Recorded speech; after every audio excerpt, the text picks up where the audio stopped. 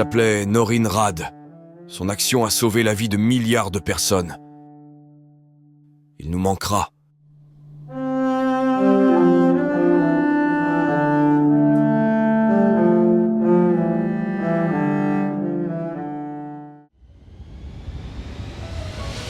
C'est un personnage que tous les fans de super-héros connaissent. Un personnage reconnaissable parmi mille, notamment grâce à son design qui se démarque des autres créations Marvel. Mais derrière cette popularité de façade, le surfeur d'argent ou le Silver Surfer pour les bilingues reste un personnage assez méconnu. Et c'est cette partie, cette zone inconnue que je vous propose d'explorer aujourd'hui.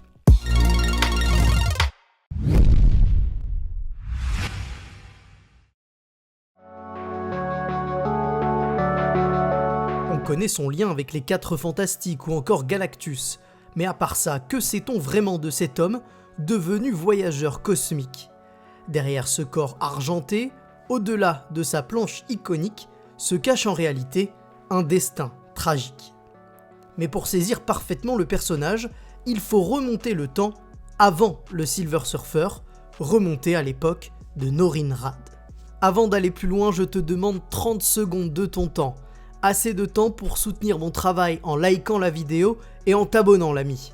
C'est pas grand chose pour toi, mais c'est énorme pour moi dans la bataille face à l'algorithme YouTube. Merci beaucoup. Allez, cette fois, on y va. Pour retracer l'histoire de Norin Rad, il faut quitter la Terre et se rendre sur la planète Zenn-La.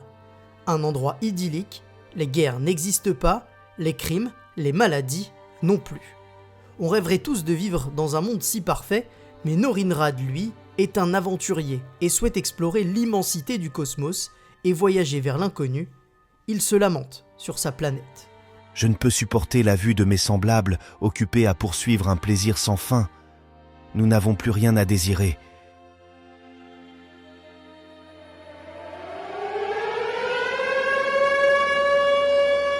Habitants de Zenn-La, un vaisseau a déjoué nos défenses. Nous devons nous préparer à une invasion. Et alors que le vaisseau continue de s'approcher, les dirigeants de Zenn-La en arrivent à la conclusion que seule l'arme suprême pourrait arrêter l'envahisseur. Seulement, son utilisation pourrait condamner la planète et les autres tout autour.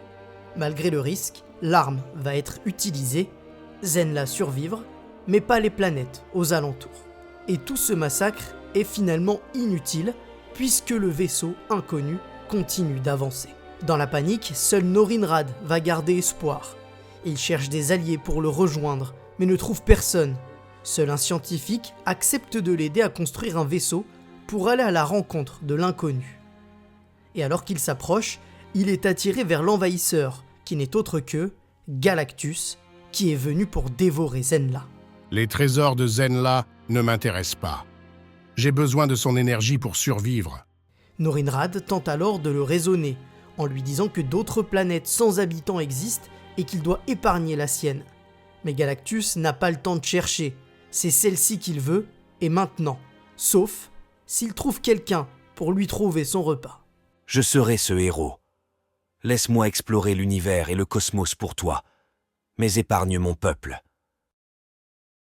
Commence alors la transformation.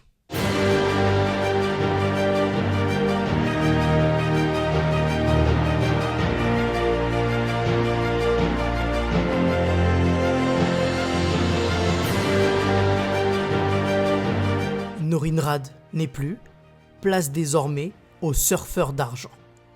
Grâce à son nouveau corps, il est invulnérable au froid, à la chaleur, au manque d'oxygène. Et Galactus lui offre enfin son fameux surf pour explorer le cosmos et ainsi assouvir la faim de Galactus. Finalement, lui qui avait toujours voulu explorer allait pouvoir le faire, mais en quittant sa planète et celle qu'il aime. Longtemps, le surfeur d'argent va livrer des mondes à son maître, jusqu'à tomber sur notre planète Terre, et là, une rencontre avec les 4 Fantastiques va lui faire changer complètement d'état d'esprit, et il vient à refuser que Galactus ne détruise et ne mange ce monde. Pour la première fois, il va s'opposer à son maître, et si le monde est sauvé, Galactus vaincu pour un temps, eh bien le Silver Surfer, lui, est puni en étant exilé sur Terre, car une barrière l'empêche d'en sortir et donc de retrouver le cosmos et plus largement sa planète Zenla et Shalabal. Maintenant que vous connaissez les débuts du surfeur d'argent, abordons le destin tragique du héros. Si cette histoire vous intéresse, elle est disponible dans le récit Silver Surfer Requiem, édité par Panini Comics. Dans ce récit, le surfeur d'argent décide de rendre visite à ses amis les 4 Fantastiques et souhaite parler en privé à Reed et Sue car il a quelque chose d'important à leur dire. Face à son discours, la femme invisible craque et se met à pleurer. Reed refait ses calculs sans cesse pour être certain du résultat. Sans appel, il annonce au surfeur que son enveloppe cosmique qui le protège depuis tant d'années commence à s'épuiser et que bientôt, il ne sera plus protégé comme avant, que son corps va peu à peu le lâcher et qu'il lui reste entre 3 semaines et 1 mois à vivre. Voilà donc ce qui fait pleurer Sue. Son ami va mourir. Norinrad décide alors de profiter de ce temps pour faire le bien. Sur son chemin, il vient d'abord en aide à Spider-Man et lui demande ce qu'il pourrait faire comme cadeau pour embellir le monde dans lequel il a tant vécu. Peter ne sait pas vraiment. Il estime qu'il est trop compliqué de faire changer les gens et qu'il faut mener un combat à la fois. Le surfeur d'argent propose alors à Peter de lui offrir un peu de son pouvoir cosmique pour qu'il puisse expérimenter ce qu'a vu dans sa vie le surfeur, la beauté et l'immensité du cosmos. Peter refuse, mais propose à MJ, qui elle, découvre alors la sensation de liberté et de paix du surfeur d'argent. Devant le témoignage de sa bien-aimée, Peter propose alors au surfeur d'argent d'offrir cette dose de plénitude à tous les gens sur la planète, notamment ceux dans les zones de guerre, dans les lieux où l'espoir a disparu, où la peine et la souffrance règnent. Il s'exécute et offre alors ce cadeau pour 5 minutes. Il avait toujours rêvé d'apporter la paix sur le monde. Il a réussi durant 5 minutes.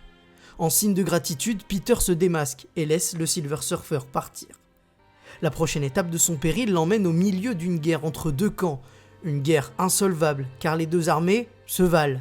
Norinrad décide d'y mettre fin en détruisant toutes les armes et en rendant leur liberté aux 2 peuples qui jusque-là étaient gouvernés par des personnes peu recommandables et qui regardaient sans broncher leur peuple se battre.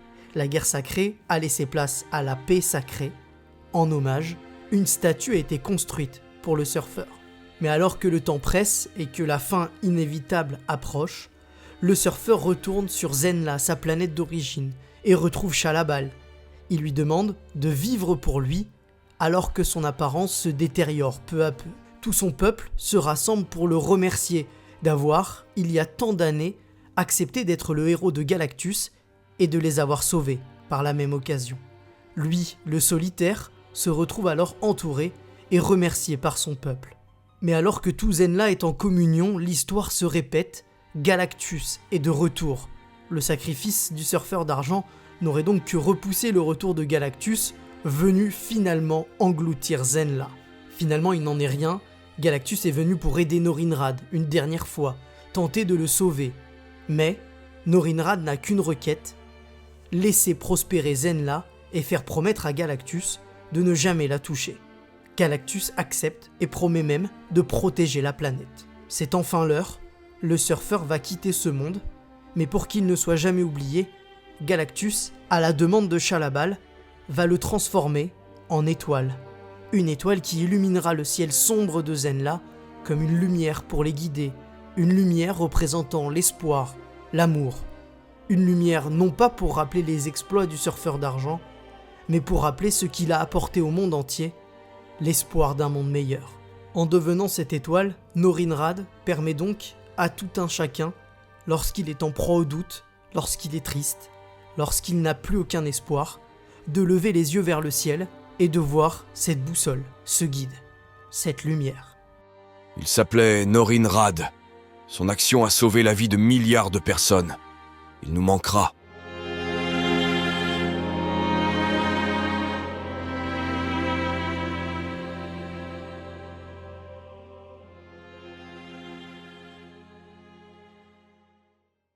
Voilà, vous connaissez désormais la fin tragique et poétique du surfeur d'argent.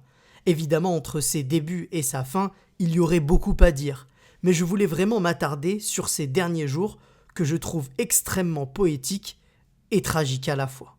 Je remercie ceux qui seront restés jusqu'à la fin de la vidéo. N'hésitez pas, si ce n'est pas encore fait, à lâcher un petit pouce bleu, à vous abonner et à lâcher un commentaire pour m'aider dans mon travail. Encore une fois, merci à vous, on se retrouve très vite pour une autre vidéo et dites-moi surtout en commentaire si vous aimez ce nouveau format. Allez, salut!